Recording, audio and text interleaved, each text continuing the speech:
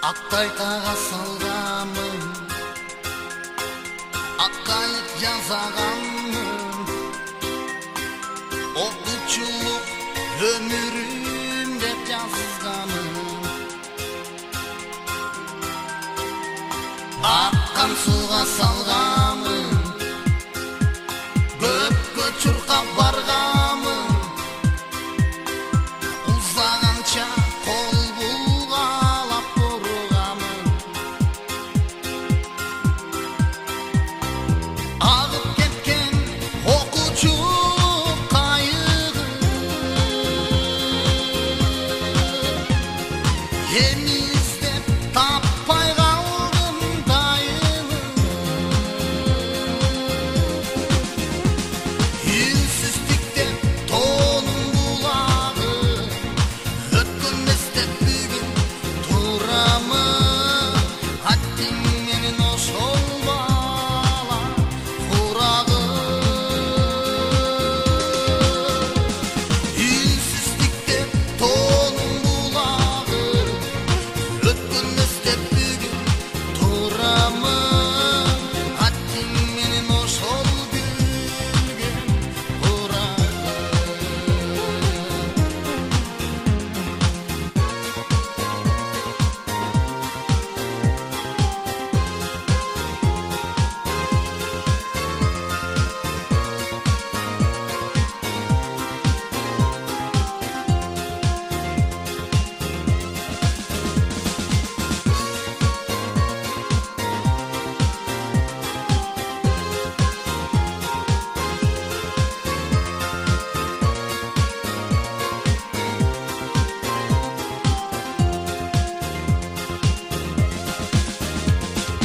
Он жыл бірге тұздашып,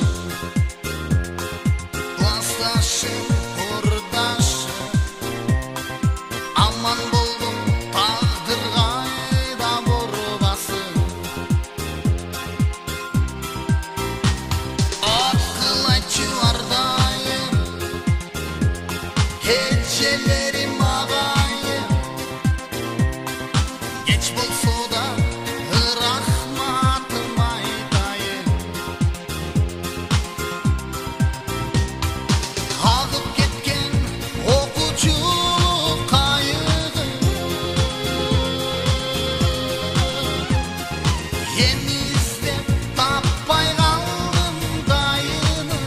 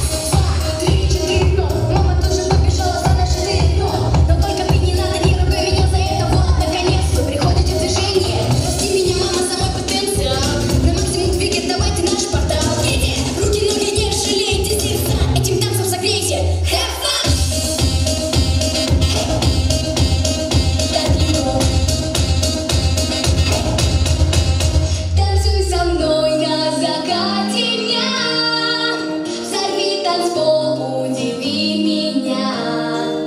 От Аргентины до Марокко мы будем жить, это так легко. Танцуй со мной на закате дня. Взорви танцпол, удиви меня. От Аргентины до Марокко мы будем жить, это так легко.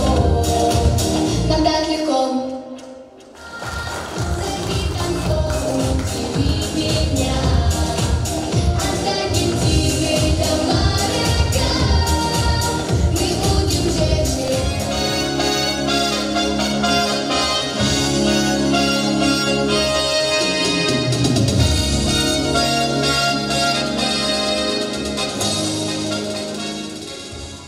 Күндөр учуп, канат кагып токтобой, бүгүнкүсү эртеңкиге окшобой. Көз ирмемдей туюласың өзгөчө, шашып бирок токтор жериң болжобой. Бүтүрүүчү бүгүн сенин майрамың, коңгуроону кош колуңа кармагын. Бүгүн билбей эртең гана сезесиң, балалыктын ушул жерде калганын. Саламатсыздарбы урматтуу ата-энелер, эже агайлар жана окуучулар. 2020-2021 окуу жылынын акыркы коңгуроосуна арналган салтанаттуу линейканы ачык деп жарыялоого уруксат этиңиздер. Бүгүн биз үчүн кубанычтуу да, аянычтуу да күн. Анткени мектебибиздин бүтүрүүчүлөрү өздөрүнүн окуучулук күндөрү жана билим берген мектеп менен кош айтышып, келечекке карай багыт алган турушат. Убакыт учкан куш демекчи 11 жыл көз ачып жумгучакты тез эле өтүп кетти. Кечээ эле мектеп босогосун аттаган жаш бөбөктөр чоңоюшуп, бүгүнкү күндө турмуш жолуна аттанганы турушат. Мына ошол жолдору ар дайым байсалдуу жана ачык болсун. Чакыралы 11 классты эки-экиден кол кармашып аста басчу, кана эмесе кол чапкыла күтөлүүчү келе жаткан бүтүрүүчү классты. Ага эмесе 11 класстын бүтүрүүчүлөрүн кол чабуулар менен тосуп алалы. Класс жетекчиси Иманалиева София Райколовна.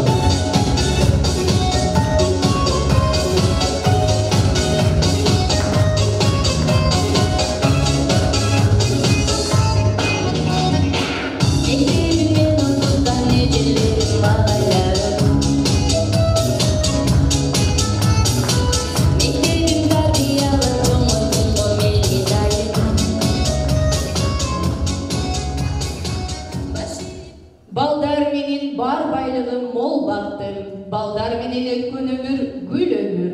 Саламат эже деген сөз үчүн мен мектептен кетким келбей бир өмүр. 11 класстарды мектепти аяктагандыгы тууралуу буйрукту окуу үчүн сөз кезеги Креатив Талим билим берүү комплексинин аткаруучу директору Карипова Салкын Асакуловнадан.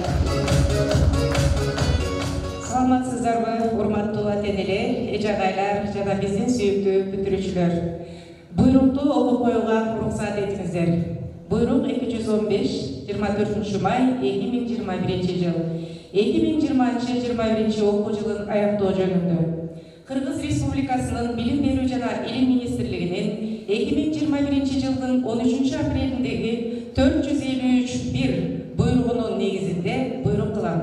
2020-21 окуу жылы Креатив Талим билим берүү комплексинде 2021 жылдын 25 майында аякталсын. Креатив Талим билим берүү комплексинин 11 классынын төмөнкү бүтүрүүчүлөрү жалпы орто билим берүү программасын ийгиликтүү аяктады деп табылсын. Тизмен окуп берүүгө уруксат этиңиздер.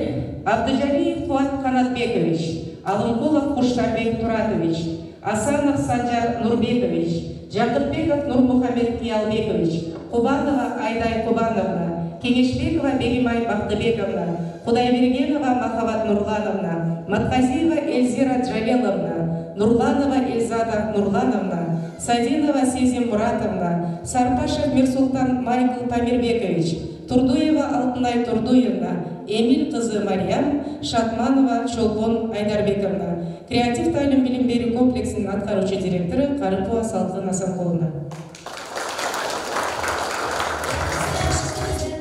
Кичи муумдар уласак деп жолуңарды бүтүрүүчү ленталарын тагышат, чын жүрөктөн айтып каалоо тилектерди кол булгалап узатышып калышат. Анда эмесе бүтүрүүчүлөрдү куттуктоо үчүн сөз кезегин 10 класстын окуучуларына беребиз. Класс жетекчиси Байтек уулу Кайырбек.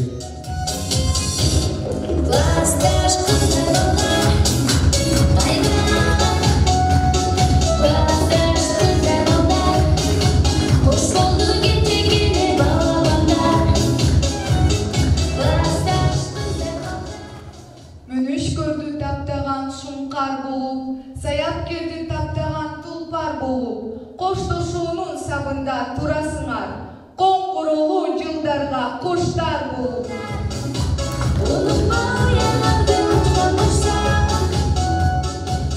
Бактыңар башкалардан ашык болсун. Бактыңар башкалардан ашык болсун. Көңүлгөр гүлгө айланган гүлзар болсун. Ийгилик коштоп жүрсүн өмүр бою. Ар дайым асманыңар ачык болсун. Анда эмесе азыркы кезекте бүтүрүүчүлөрдүн креатив талим билим берүү комплексинде салт болуп калган бүтүрүүчүлөрдүн лентасын тапшырып коюуга уруксат этиңиздер.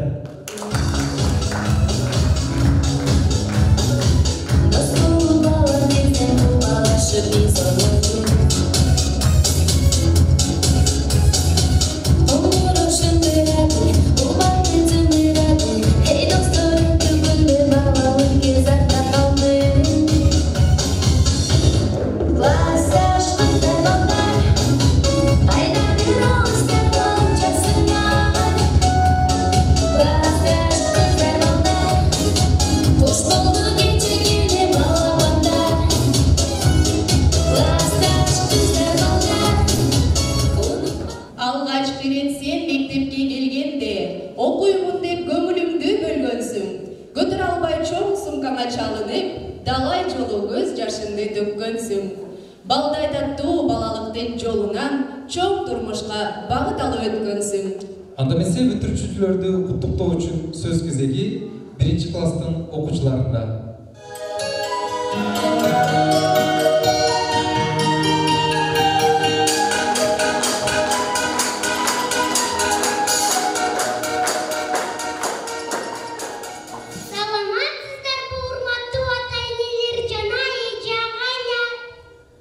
Бүгін бізде чоң мұрын, әжелеріміз, жанағаларымыз 11 класты аяқтап жатышады.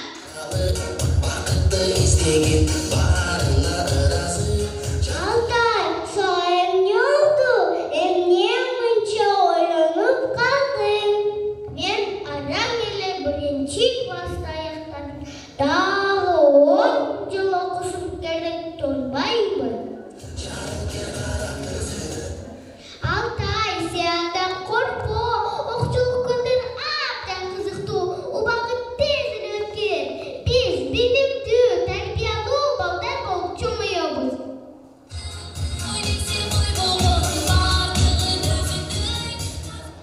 Туура айтасың, биз де жекелерибиздей, агайларыбыздай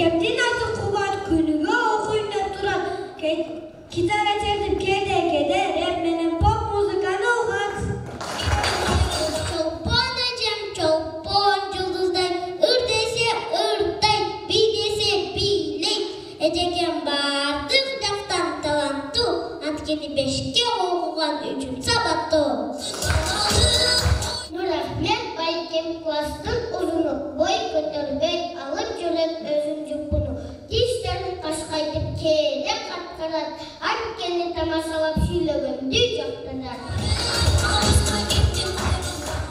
Сезим ичим абдан сезимтал, ыр жасат сүрөтү муштартат, жүрөгү кенен бору кер абдан, аянбай берет жардамын абдан.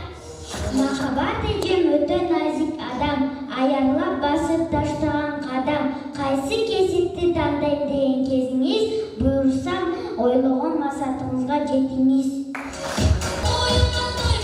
Экзат эжем тартынбай, бирок экзаменде калчылдай, кабагын чытпайт эч качан, тил менен жаркылдай деле жаркылдай.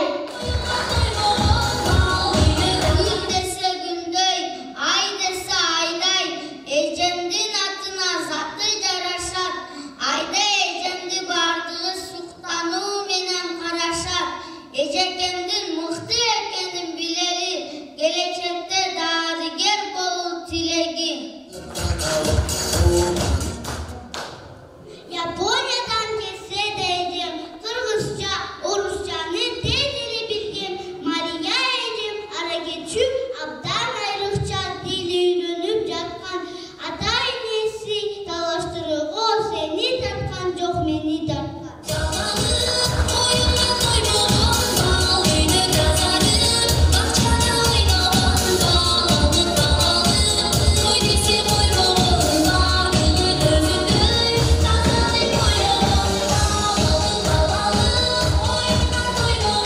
Муну шентип окуучулук күндөр өттү арадан, балалык кез артта калды карасам, эстейбиз го тентек кыял кездерди, кайра келбейт бул күндөрүм эчен самасам.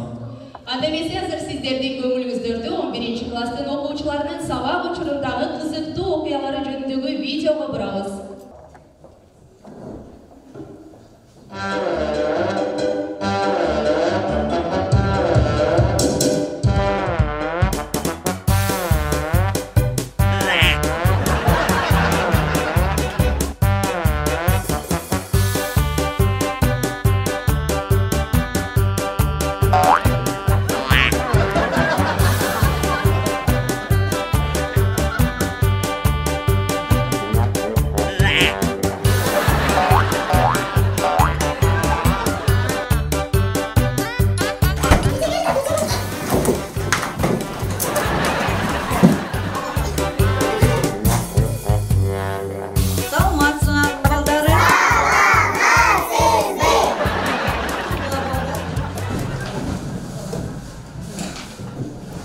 Мына эмисилер балдар, 1-класс болдуран. 1-класска келгенде эң билимдин башаты болгон Альфия китебиз менен таанышабыз.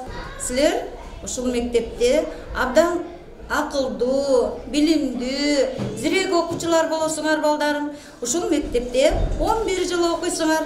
11 жыл ичинде көптөгөн акылдарга, билимдерге ээ болосуңар балдарым. Чокунан сага эмне болду кызым?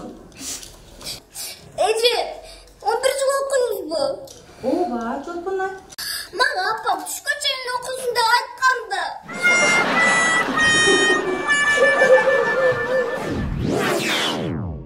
Санжар, деле кой доскага чык. Эже, мен доскага чыксам, кайра кантсам?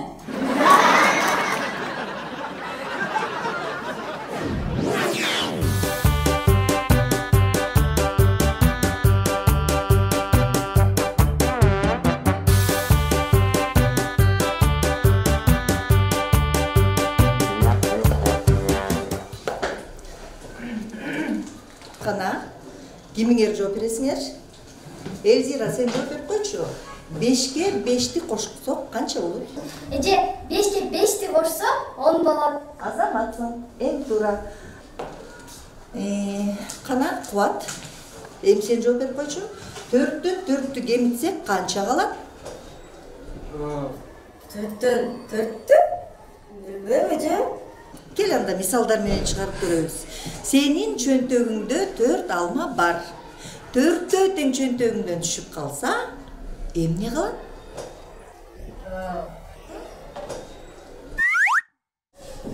5 калат, эже.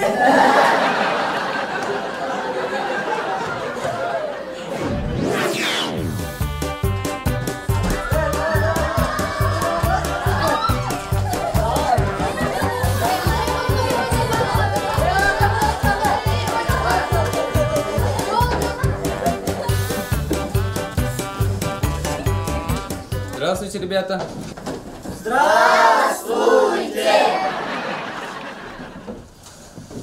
Ну-ка, Нурахмет, посчитай до 10. 1, 2, 3, 4. Дальше.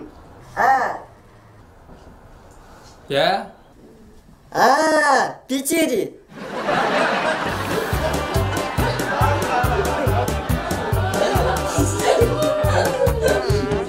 Ну-ка, сидим, расскажи недели. Понедельник, вторник, средник, четверник, пятник, субботник, воскресник.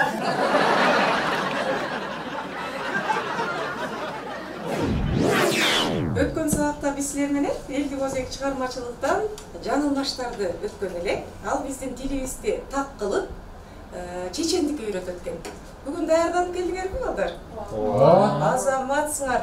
Демек, даярданып келсеңер, азыр келгиле Махабат. Мен айтам деп турат, Махабатка сөз берели.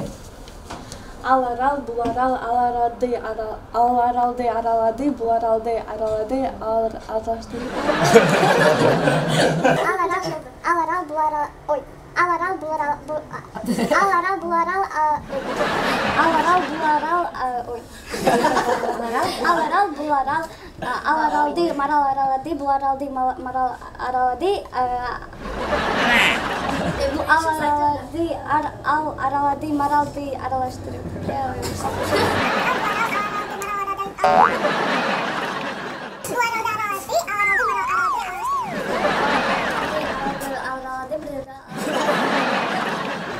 Ал арал, бул аралады.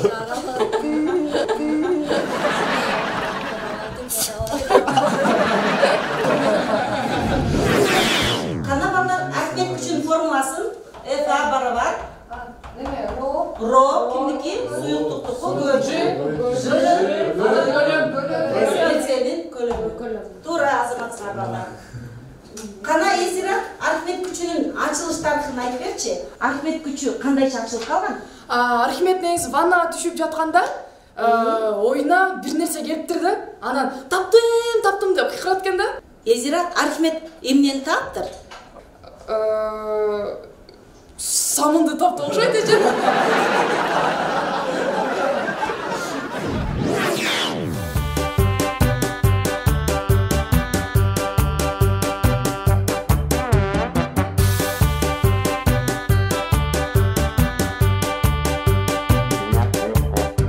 Кана балдар, силердин астыңарда заттардын сууда эриштиги деген таблица турат.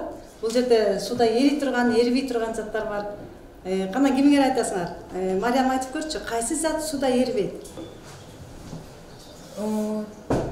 Балык.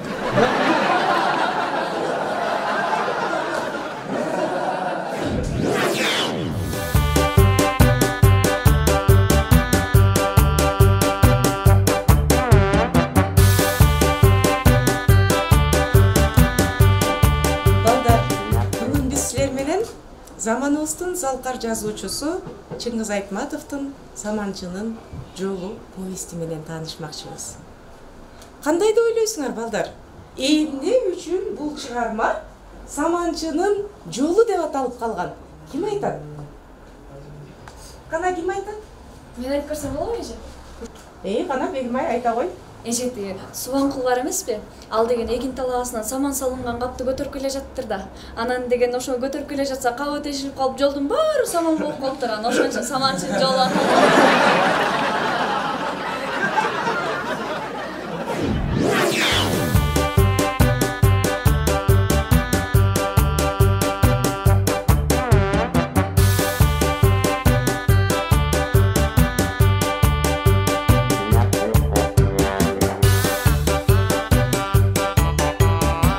Sonuç bu 1941 yılı başladı. 22 iyunda SSR üçün çoğu sınava başladı. Alemi uşul soğuş 1945 yılı 9 mayda Cengiş menen Sovetler Soyuzu'nun Cengiş menen ayaktadı. Balдар ошондо Берлинди kim aldı?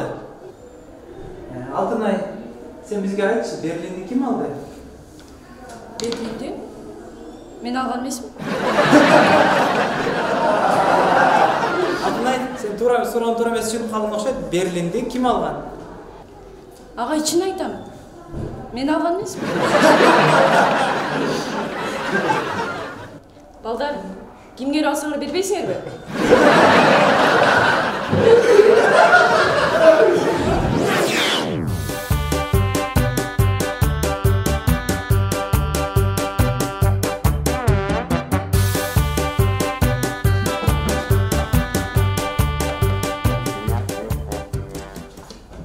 Так, канакей балдар.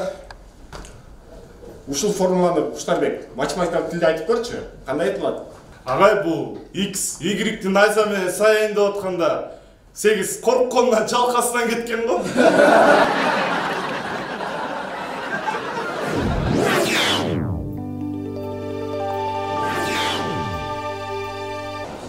Мынакей классташтарым. Биздин балалыгыбыз, окуучулук күндөрүбүз ушундай бактылуу, шаңдуу, көңүлдүү өтүптүр. Бактылуу балалык болсо тарбия билим жемиши демекчи. Татыктуу билим тарбия берген биздин мугалимдерге чоң ыраазычылык билдиребиз.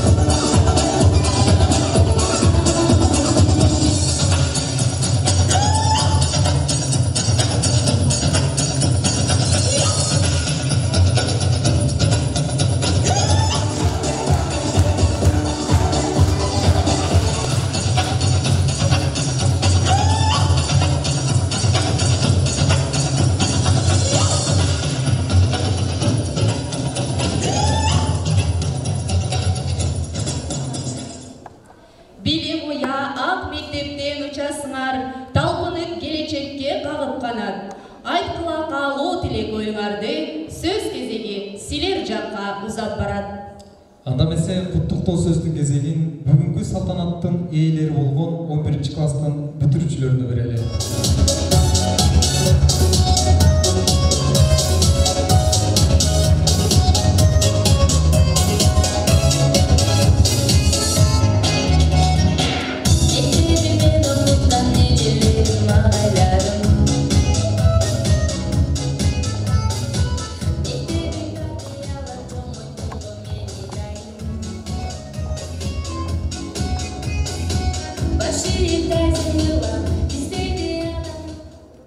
Саламатсыздарбы, урматтуу ата-энелер жана биздин сүйүктүү эже-агайлар.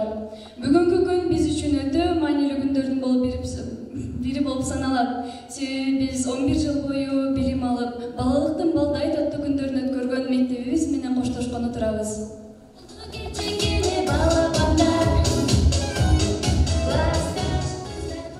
Бакыт учкан кош демекчи, окуучулук күндөр артта калып, турмуштун даңгыр жолуна аттанган турабыз.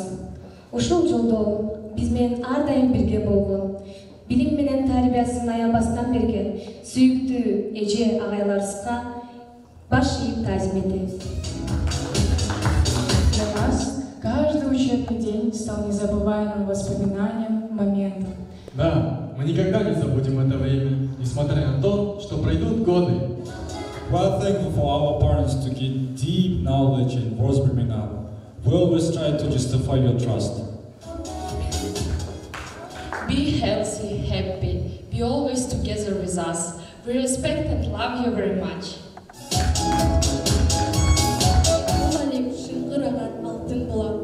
Алгын деп окуучуга билим сунат. 11 жыл билим алган окуучулар ыраазычылык ырларын сизге сунат. Анда эмесе биздин алтындай болгон ага эжелерибизге арналган ыраазычылык ырларына көңүлүбүздү бурсак. Креатив талим билим берүү комплексинин башкы директору Гүлнара Мелисовна. Кичипей, жөнөкөй мүнөзүңүз, мектебимде окуучумдей жүрөгүңүз, мугалимдик сапатыңызды тутуп, ишиңизде кадыр-бакты таптыңыз сиз. Билим берүү майданында өзүңүз, арналдуу ушул жолго өмүрүңүз, окуучунун ийгилигин көргөндө сүйүнүчкө толуп турду көңүлүңүз. Келечектин заманбаптуу көзгүсү, мугалимдер арасында үлгүсү, чын дилимден аруу тилек каалаймын, таазим кылып, дайым сизди баалайм. Кыргыз тил мугалими Салкын эжеме. Үйрөтүп кыргыз тилин уламалам, жаттатып алыкулдун ырларынан, жаздырып дил баянды көркөм тилден, эң мыкты окуттуңуз Салкын эже. Сабак өтөт жылы сөз мээрим менен, билимине, пейимине жетпей ченем, ар балага жардам берен аянбастын, ал анткени жүрөгүндө оруп кенен. Толуп турат макалага куржуну, ачып коет сөздөрүңүз кулпуну, сиз мен үчүн эсибизде каласыз. Кыргыз тилден эң алгачкы устуну. Мугалими Сымбат эжеме.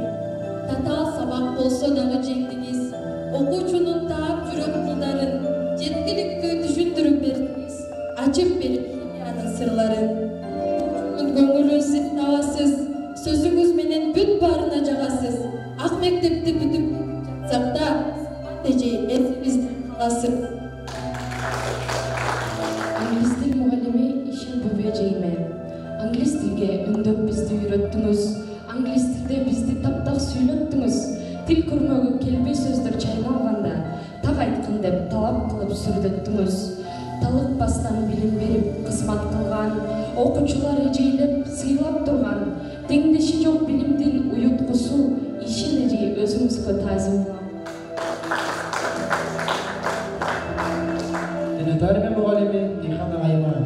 Биз ыраазыбыз физкультурник агайга. Көп үйрөндүк спорт жагын далайга. Туура жолго багыттоо үчүн кеп айтып, адам бол деп таалим берген агайда. Далай нерсе үйрөттүңүз агайым. Күчүмдү мен келечекте сынайын. Сиз көрсөткөн жолдор менен түз басып, эл алдында адал эмгек кылайын. Биология мугалими Гүлайым Кубанычбекова. Жан-жаны бар өсүмдүктөр ааламын, жакшы адам аны бутайыз баалаган. Ушул сөздү сизден эже үйрөндүк. көрбөсөк да далай нерсе караанын. Гүлайым эже биология мугалим. Илим сөздү дайым сизден уганын. Жаратылыш жан досунго жүрөктөн. Ушул сезим сиз аркылуу туямын. Орус тил мугалими Гүлзат эжеме. Жаркын жүздүү жашынакай эжебиз. Билим берип эч нерсеге теңейбиз. Орус тилин үйрөтөсүз маңыздуу. Ошон үчүн туура сүйлөп билебиз. Гүлмөңдөгөн Гүлзат эже атыңыз туура болуп билим менен катыбыз. Даңгыр жолго канат байлап балдарды, дайлайлардын кат сапатын ачыңыз.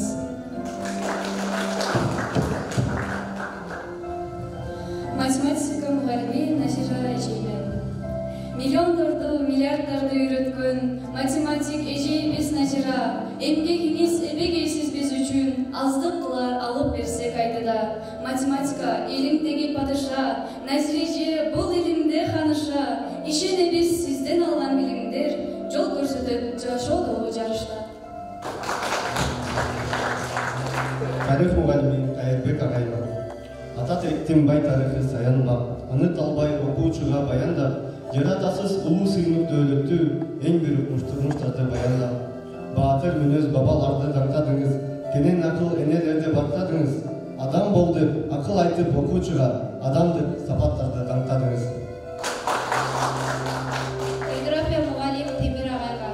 География илимин үйрөтүп келген агайым, жер кызык ааламын, жеткилди бизге далайым, жер биздин жашоо үйүм деп, жерге жетини бага барайым, жол көрсөткөн бизге деп жакшы тилек каалайм.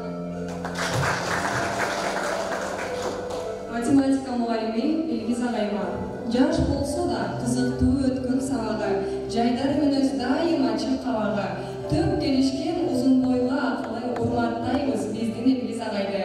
Логиканы түшүндүрдү чечмелеп, билим берди жашообузга эң керек, эмгегиңиздин акыбети ылайым кайтарылсын жараткандан эсереп.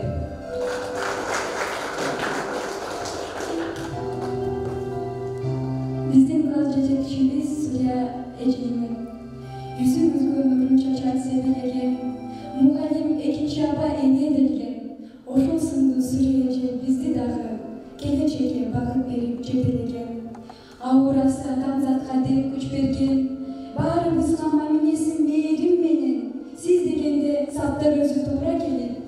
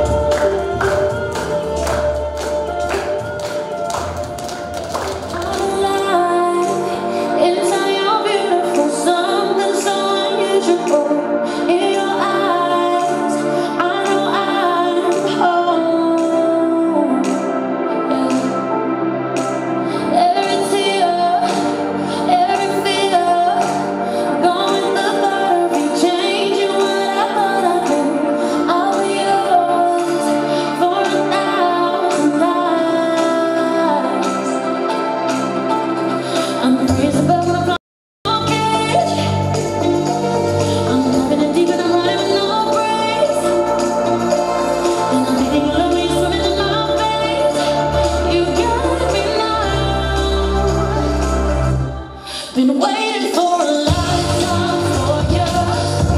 Been praying for a lifetime for you. Wasn't looking for love till I found you. On the night for love till I found you. Skin to skin, breathe me in. Feel your kiss on my lips, made of ecstasy. I'll be yours for 1,000 lives. I'm fighting on edge. I'm turning deep and running no brakes. Baby, I'm just running my place. You've got me now. Been waiting for a lifetime for you.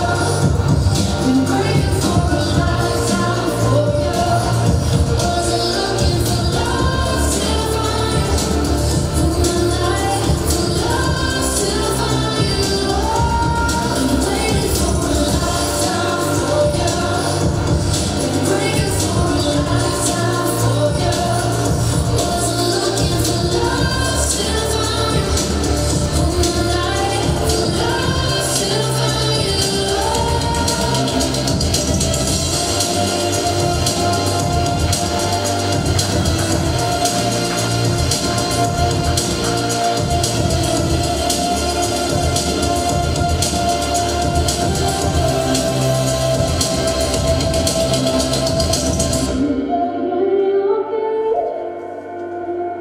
I'm dying deep and I'm running no breaks. I'm bleeding, I'm just swimming in my veins.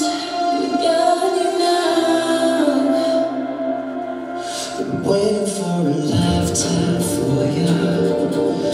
Breaking for a lifetime for you. Wasn't looking for love till I found you. For love till I found you. Been waiting for a lifetime for you. Been breaking for a lifetime for you. Wasn't looking for love till I found you. For love till I found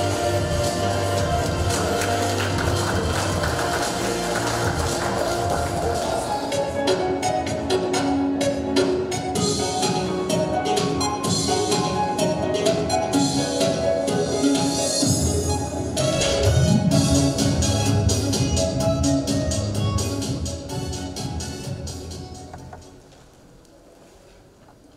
Бүгүн майрам, бүгүн бизде салтанат. Аяламга мукам күйлөр жагылат. Биз окуган алтын бешик мектепте коштошууга коңгуроо үнү жаңырат. Сүрдүңөр окуучулук кездин доорун, көтөрүп жан калбастан жүктөн оорун, өмүргө жөлөк болсун жаңырыгы, бүгүнкү эң акыркы коңгуроонун. Азыр 2020-2021 окуу жылынын акыркы коңгуроосу кагылат. Акыркы коңгуроону кагуу үчүн 1 класстын окуучулары Эмир жана Наиманы чакырабыз.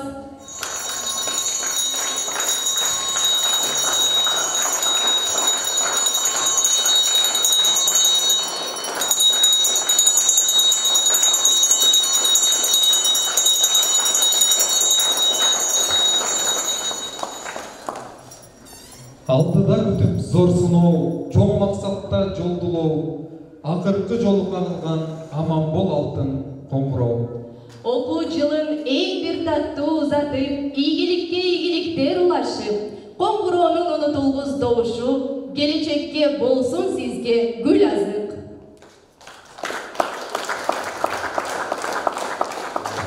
Анда эмесе куттуктоо сөздүн кезегин креатив талим билим берүү комплексинин башкы директору Дайырбекова Гүлнара Мелисовнага берилмекчи.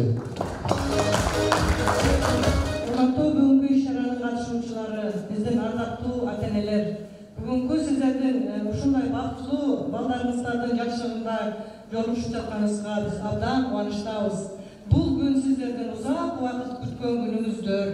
Бүгүн эле пайда болуп калган жери жок. Ушул биздин отурайга мындай бөбөктөрүбүздүн азыр бой жетип биздин мектептин уясынан учканы турушат.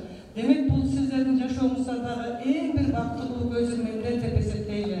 Мындай баланын ырахатын көрүп, балдардын чоңойгон күнүн көргөн ата-энелердин бактысы тоолой деп эсептейм. Анткени бир дагы ата-эне балдарыңыздар жөнүндө жаман сөз уккан жоксуздар. Ушулардын бир жаман кылыгына күбө болгон жоксуздар. Ар бир жолу ушулардын бир жакшы ийгиликтерине, жакшы жетишкендиктерине күбө болуп гана келиңиздер. Бул үчүн мен дагы сиздерге терең ыраазычылык билдирем. Ушундай акыл эстүү, ыймандуу, билимдүү болгон балдарды жарык дүйнөгө алып келип, жаркыраган жашоосуна мүмкүнчүлүк түзүп берген сиздердей асыл адамдар бар болуңуздар демекчимин. Урматтуу алтын бүтүрүүчүлөр, силерге эмне деген сөздү айтсак жарашат? Ата-энелерге айткандай эле силер менен биздин кызматташкан, билим берген ар бир күнүбүздө баардык окуучулардай силердей боло бербейт. Бирөө бир күнү тентектик кылат, бирөө бир күнү бир туура эмес иш кылат. А силер биздин жашыбызда, биздин көз алдыбызда эч бир жаман кылык жорукту көрсөтпөй, ийгиликтериңер менен кубантып, биздин маңдайыбызда жаркыраган балалык жашооңорду өткөрүп келдиңер. Ар бириңер жөнүндө токтолуп айтса узак сөз болот. Анткени ар бириңер асыл сөзгө татыктуу адамдарсыңар. Мен ар бир жолу айтам, ата менен эненин ортосунда, мугалим менен окуучунун ортосунда дагы биринин кадырын бири билип чоңоюш керек. Мен силердин кадырыңарды билемин. Мен силерге эне болсом да, эже болсом да мен силерге да башымды ийип таазим этемин. Силердей ушундай жаркыраган уул кыздардын бул жашоодо бар экендиги биз үчүн, биздин өлкө үчүн, деги эле коом үчүн бир өзгөчө табылгыс байлык деп эсептеймин. Анткени кыздарыбыз кыздай ыймандуу болду, уулдарыбыз уулдай намыстуу болду. Эч бир ашыкча сөз сүйлөгөнгө мүмкүнчүлүк бербей, ушул колунан келген аракеттерин жасап, биздин маңдайыбызда билим алышты. Мен силерге эмне каалайт элем? Негизи жашоодо 3 нерсе кайра кайтарылбайт экен. Алтындарым, жашоодо кайтарылбаган нерселер кайсылар десе, бул убакыт. Ар бир күнкү убакытты туура баалагыла деп суранат элем. Андан башка айтылган сөз. Ар бир айтылган сөзүбүзгө жооп бергендей болуп жашоодо жашарга. Жана ошондой эле мүмкүнчүлүк. Ар бир жолу эле ар бир адамга мүмкүнчүлүктөр бериле бербейт. Ошол мүмкүнчүлүктөрдү баалай билишиңер керек. Ошондой эле жашоодо адамдын ким экендигин аныктай турган дагы 3 нерсе бар. Алардын бири ошо силердин адамдык сапатыңарга туура келип, өзүңөр жашооңордо кыла турган ак эмгегиңер. Ушул ак эмгегиңер менен кошо силердин ак ниеттүү пейилиңер, анан жетишкендиктериңер. Мен силердин жашоодо ошондой ниети таза, пейили таза адамдар экениңерди билемин. Бирок мындан ары ошол эмгектин үзүрүн көргөн, жетишкендиктери бар, жашоодо ордун тапкан адамдар болсо деп тилеймин. Мен жөн гана силердин катардагы адам болушуңарды каалабаймын. Мен силердин жашоодо болгон пайдалуу билимдерди алып атасыңар. Ошо пайдалуу билимдин үзүрүн көргөн адамдар болсо деп тилеймин. Мен силерден үмүтүм өтө чоң. Креатив таалим кылымдап жашаган мектеп болот деп ниет кылабыз. Ошо кылымдап жашаган мектептин учун улап, ошолорго арка бел жөлөк боло турган силерсиңер.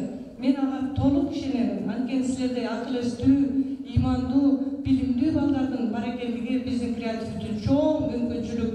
Ар бир эне баласын кандай жакшы көрүп мээрим төксө, биз силерге ошондой мээримибизди төктүк. Болгон жан дүйнөбүз менен билим бердик. Анан ошол билимди силер алганга аракет да кылдыңар. Ал үчүн дагы мен мугалим катарында силерге ыраазычылык билдирер элем. Урматтуу ата-энелер, баардык эле мектептерде мындай мүмкүнчүлүк түзүлө бербейт. Бир мектепте 100дөн, 200дөн бала бүтүп кетет. Бирөөнө көңүл бурсаң, бирөө каралбай калат. Бирөөнө мээримиңди төксөң, бирөө мээримден алыста калат. А бизде кандай сонун мүмкүнчүлүк болду? 14 балабыз алаканыбызга салып, ар биринин кылык мүнөзүн, ар биринин күлүп турган жүзүн көргөнгө мүмкүнчүлүгүбүз болду. Ушулардын ар бирине ушул тестке даярданабызбы, сабак өтөбүзбү, бир башкача керемет көрүнөт. Баардыгы албетте бирдей билим алды деп айта албайбыз, анткени бири ырга шыктуу, бири бийге шыктуу, бири математикага шыктуу, бирөө сүйлөмө сабакка шыктуу. Бирок ошондой болсо да бир чындык бар. Мен баарыңарды жан билим менен жакшы көрдүм. Ар бир жолу силерге андай айтканга мүмкүнчүлүк болгон жок. Мен силерди жакшы көргөнүмдү, силерге ыраазы болгонумду, бирок мен жан дүйнөмдө силерге ар бир күнү бакыт кааладым, өмүр кааладым. Ошол эле учурда ыйман, ушул ата-энесинин ырахатына, бактысына бар болгон балдар болсо экен деп кааладым. Бирок мен бир гана ата-энеңер үчүн эмес, мен силерди күтөм. Мектеп күтөт. Креатив Талим мектеби канчалык билим берүү комплекси кылымдап жашаса, силерди ар бир күнү күтөөрүм. Силер менен сыймыктанарын эсиңерде туткула. Мейли Кыргызстанда, мейли чет өлкөлөрдө окугула, иштегиле. Бирок ар дайым силердин жаныңарда пейили, ниети таза адамдар болсо экен деп тилеймин. Ар бир эненин жүрөгүндө, атанын жүрөгүндө кандай ыйык, асыл тилек, максаттар болсо, ушул жердеги ар бир мугалимдин жүрөгүндө ошондой ниет бар. Мугалим деген бир ушундай кесип экен. Силердин ар бир кылык чорундарга сүйүнөбүз. Артыңардан карап ошо силер менен сыймыктанабыз. Силер күлүп калсаңар биз ошончалык бактылуу болобуз. Демек силер ошону сезгиле. Ата-эне менен кошо ата-энеден артык болгон мугалимдериңер силердин жаныңарда болушту. Ушу сиздерге билим берип, тарбия берген менин мугалимдерибизге дагы терең ыраазычылык билдиремин. Силердеги асыл көрүнгөлүү билимиңер, берген тарбияңар ошо биздин балдарыбызга жугуштуу болсо экен деп тилейбиз. Ушулардын кайра үзүрүн көрөлү дейбиз. Ооба, үзүрүн көрөт деген ошол. Силер өзүңөр билесиңер. Биз окуткан, анын ичинде мен окуткан бүтүрүүчүлөр менин көрө элек кооз жерлерди көрсөткөнүн билесиңер. Иче элек таттуу тамактарды иширип атканын көрүп атасыңар. Ал элек акчаларды карбабаган долларды карматып атканын көрүп атасыңар. Демек бул эмне деген нерсе? Ошо бүтүрүүчүлөр ордун тапкан, мүмкүнчүлүктөрү бар. Анан ошо ата-энесинен кийин мага келип мээрим төгүп атканын көргөндө, мен да силердей ошондой бакубат жашоодо болсо экен деймин. Анткени силердин жүрөгүңөрдө иманы бар балдарсыңар. Анан ар бириңердин кылык чоруңар, бүгүнкү ырдап атканыңар, бийлеп атканыңар керемет нерсе. Дагы бир 10 жылдан кийин, 20 жылдан кийин ушу силер үчүн тарых болот. Азыр биздин мектепте мен окуткан окуучулардан 42 небере окуп атат. Окуткан окуучулардын балдары. Мына ошонун өзү керемет. Мен да ошону ниет кыламын. Качандыр бир жылдар өтүп силердин дагы балдарыңарды отурайтып, жетелеп келип, силердин ата-энеңер чоң ата, чоң эне, таята, тайне деген статуста келген күндө ниет кылалы. Пенденин сөзү Кудайдын кулагында дейт. Жакшы ниетти, жакшы тилекти тилейли. Билим жагынан силерге болгон мүмкүнчүлүгүңүздүн жетишинче силерге билим бердик. Кыргызстанда тест жөнүндө түшүнүк албаган окуучулар бүтүп кетип атат. Силерге ар бир күнү тест жөнүндө эмес, тесттин ар бир тапшырмасын талкуулап берүүгө аракет кылдык. Бирок азыр жакшы ниетибиз менен жыйынтыгын бүтүп жатабыз. Буюрса ийгиликтер алдыда деп ойлоймун. Эң негизгиси ушул жашоодо ордуңарды тапкан, баардык тарабынан адам баласына кандай бакыт керек болсо ошондой бактысы бар адамдар болгула деп тилейт. Мен силерге ишенемин. Жолуңар байсалдуу болсун. Бүгүнкү күн менен кошо жашоо дагы уланат, ийгиликтер астыда күтүп турат. Урматтуу ата-энелер, ар бир күнү балдарыңыздардын ушул кубанычына балкыган дөөлөттүү жашоодо балдары жөнүндө жакшы ниет, жакшы тилеги бар ата-энелердин мээнетиңиздер кайтсын деп ниет кылалы. Сиздер менен жолугушуучу күндөрүбүз астыда өтө көп болсун деп тилейли. Жанагындай эле балдарыбыздын жакшылыгында жакшы кабарларын угалы дейли.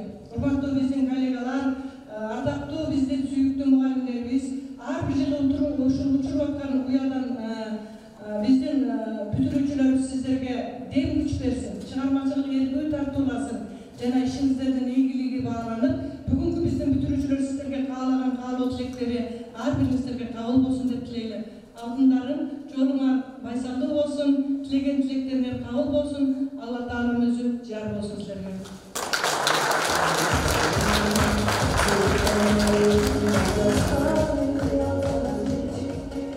Бөктөрүнүп бөксөрмөгөн сүйүңдү, имерилик бир башкача күйүңдү, ата-энелер элиң баалап түшүнөт, татаал уктуу, тарбиялык жөнүңдү. Азыркы куттуктоо кезеги биздин бүтүрүүчүлөрдүн ата-энелерине берилмекчи. Саламатсыздарбы, урматтуу ата-энелер, окуучулар, эже агайлар. Тез арада мен 11 жыл өтүп кетти. Эртеден өзгөчө айтып аткан сөздөр кечээ эле кичинекей бөбөктөр балдар сарабачы, азыр зымпыйган кыз жигиттер болду.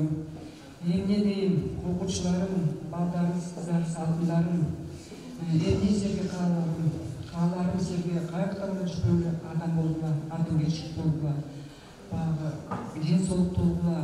Мына эже агайлар ошондой жакшы билим берди, жакшы тарбия берди, каяктан жүрбөгүлө, мектебиңерди уят кылбагыла, ден соолуктуу болгула, өмүрүңөр узун болсун, келечегиңер кең болсун, асманыңар ачык болсун. Ошондой эле урматтуу ага эжелер, ошондой силерге терең таазим кылам. Рахмат.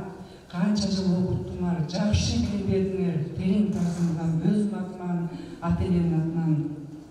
Биз үйрөтпөгөн, биз айтпаган жакшы нерселерди силерге үйрөттүңөр, акыл насаат, бир эле билим менен эмес, тарбия менен да үйрөттүңөр. Көп чоң зор эмгегиңер бар ушул жерде. Мен бактылуумун деп айта алам да, себеби менин кызым ушу креатив талим мектебинде билим алды. Абдан бактылуумун.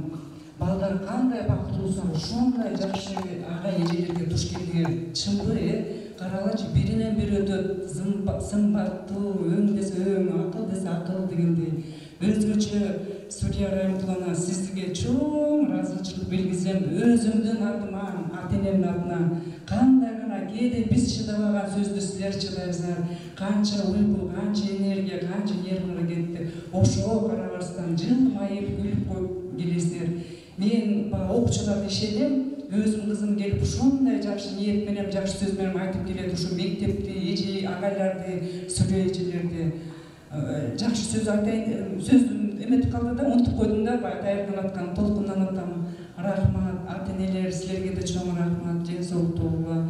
Кайяктарга жүрбөйлөр, балдарыбыз, кыздар аман эсен болугула, ден соолуктуу болгула. Ак жол бүтүрүүчүлөр силерге чоң рахмат.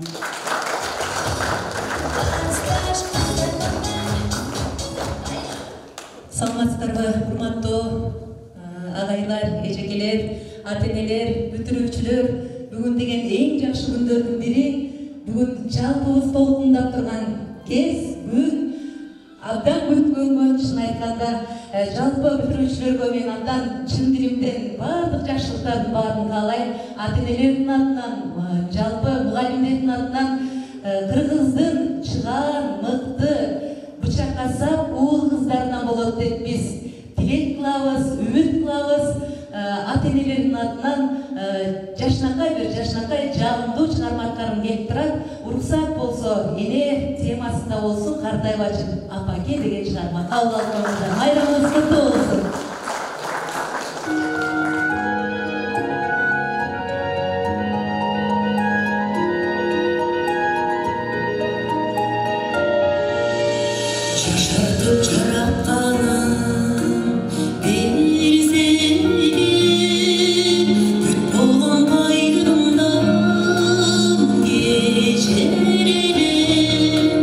Сан жеткиз түйшүмдү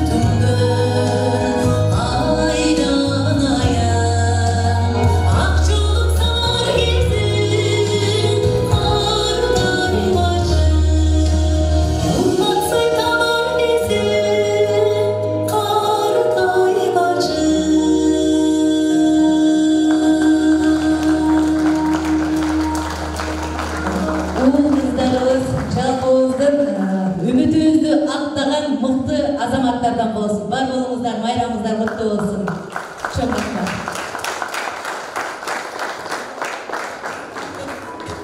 Урматтуу ата-энелер, урматтуу мугалимдер, ушуну менен акыркы коңгуроого арналган аз эмебиз соңуна келип жетти. Урматтуу бүтүрүүчүлөр, жолуңар ишенер, келечегиңер кең болсун. Ата келсе биздин бүтүрүүчүлөрүбүздү кең келечек каалап узатып алады.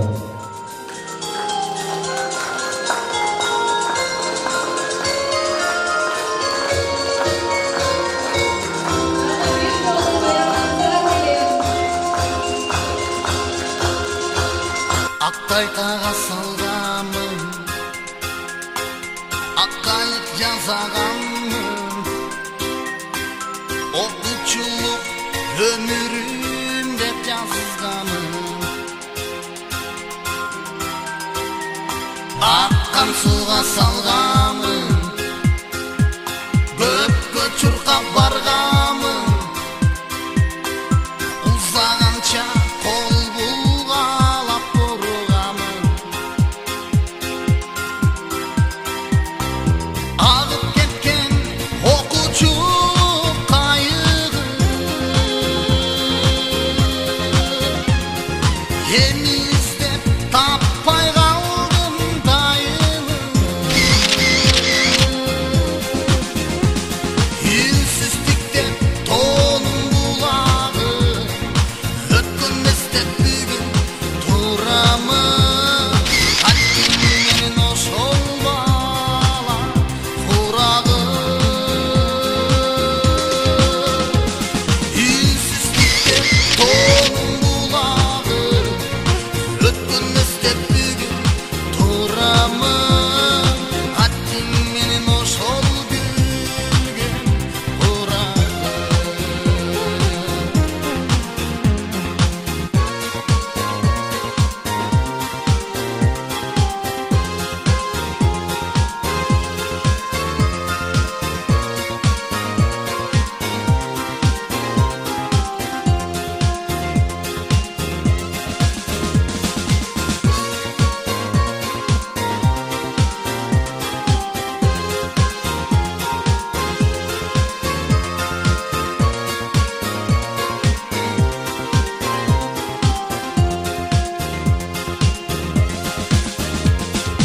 Он жыл бірге тұздашым, классташым, құрдашым. Аман болдым, тағдыр қайда бұрбасын. Ақыл айтшы ардайым, кечелерим ағайым. Кеч болсо да рахматым айтайын. Ағып кеткен оқучу қайығы, ені іздеп таппай қалдым дайыны. Үнсіздікте тоным бұлағы, өткенместен бүгін тұрамын. Аттиңменен ошол бала құрағы. Үнсіздікте тоным бұлағы, өткенместен бүгін тұрамын. Аттиңменен ошол бала құрағы. Үнсіздікте тоным бұлағы, өткенместен бүгін тұрамын.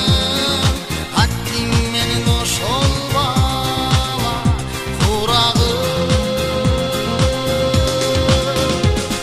Үнсіздікте тоным бұлағы, өткенместен бүгін тұрамын. Аттиңменен ошол гүлген Оспал алтын уян эктеміз. құрағы.